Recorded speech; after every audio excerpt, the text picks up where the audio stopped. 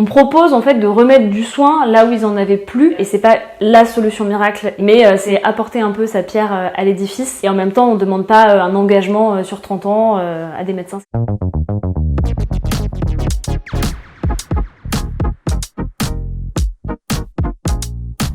Pas accro aux déserts médicaux, mais je trouve ça hyper intéressant, donc j'aime bien y aller faire un tour. Médecins Solidaires, c'est un collectif de 150 médecins généralistes engagés sur le territoire français pour venir exercer une semaine par an au minimum dans un désert médical. J'ai fait ma première semaine à Agen en février 2023 et j'ai tellement aimé cette expérience que je retourne là en décembre dans le nouveau centre qui a ouvert à Bellegarde-en-Marche en juin, et j'apporte une copine généraliste avec moi.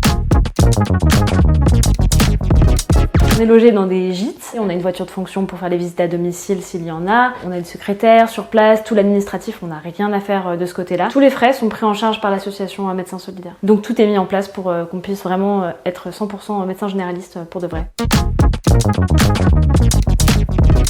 Dans ce projet, ce qui m'a séduit, c'est que c'est très compliqué les déserts médicaux, il y a plein de questions, et c'est pas la solution miracle, mais ça fait partie de la solution, c'est apporter un peu sa pierre à l'édifice, et en même temps on demande pas un engagement sur 30 ans à des médecins, ce qui est compliqué.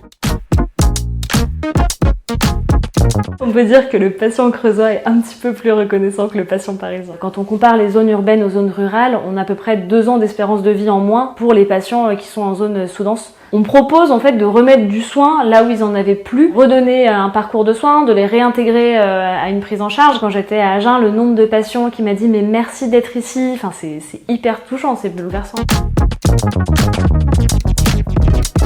Parfois on reprend des dossiers en fait de patients qui n'étaient pas suivis, donc au niveau des prises en charge médicales c'est hyper intéressant. On a des maladies qui peuvent être un petit peu plus évoluées que parfois dans des zones où on a plus accès aux soins. Et puis ça remet vraiment la place du médecin généraliste vraiment au centre de la prise en charge. Ça nous permet aussi d'avoir 100% de l'exercice médical et 0 administratif, ce qui est super agréable. Par exemple, je pense à un patient qui a été pris en charge un petit peu tardivement d'un cancer du pancréas qui était multimétastasé, que je suis allée voir en visite à domicile chez lui pour instaurer un système d'hospitalisation à domicile de soins palliatifs, histoire de faciliter un petit peu les choses et qu'il soit plus confortable dans cette fin de vie, et ça, ouais, c'était marquant.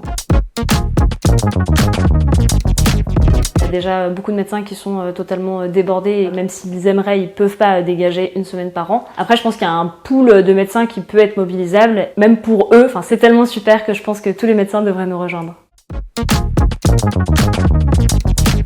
Et non, moi j'aime vraiment la médecine générale de terrain, c'est vraiment plus pour moi que dans un bureau.